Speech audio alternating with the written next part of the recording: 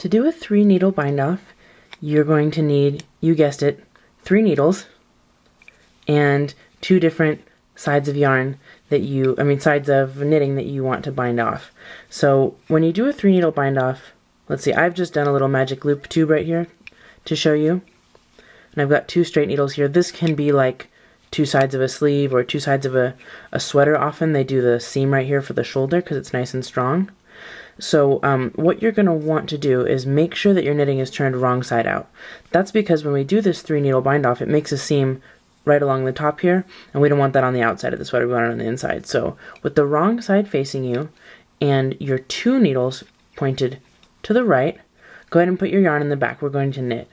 And for your 3rd needle, you want like a pretty sharp one. This one's also a little bit smaller. I think this is a 10, I think these are 11s. So something a little bit smaller. You can also see that this stiletto tip signature Needle Arts needle is very sharp.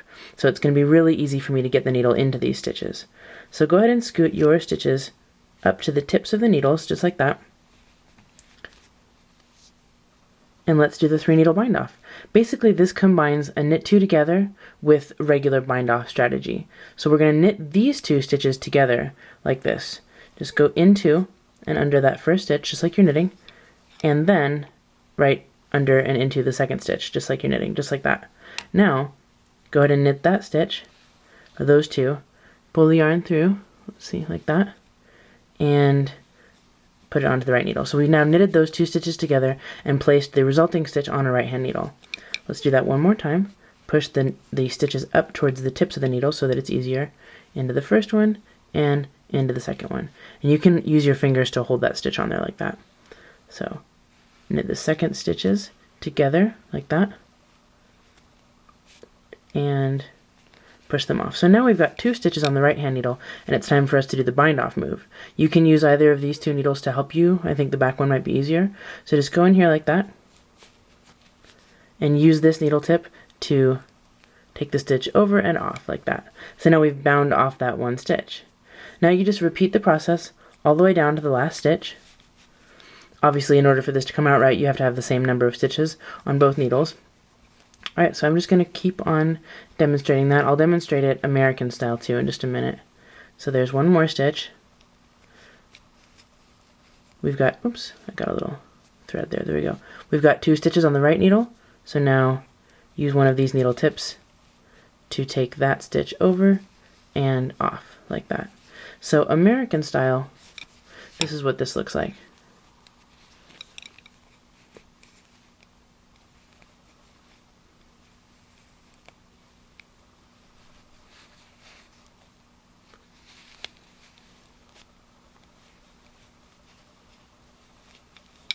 Like that, and then bind off. Notice I'm holding this yarn tight so that it doesn't go anywhere. There we go. You can see we're making this nice little ridge along the top of our bind off area. So for speed's sake, I'm going to go back to Continental. That didn't take long, did it? Alright. So knit 2 together, like that, and off. Obviously, practicing this bind off is going to make you a lot better at both doing a knit 2 together, right? That's going to be easy now, and binding off with just 2 needles instead of 3. So this extra challenge will help build up your skills faster. See how I'm using my fingers to hold everything on there? Your fingers are your friends.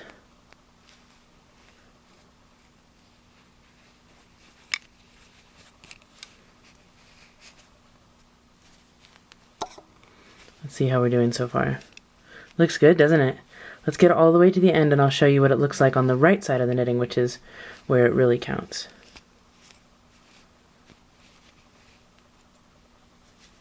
I like this bind off. This is fun. Okay. Last stitch. We don't need those anymore.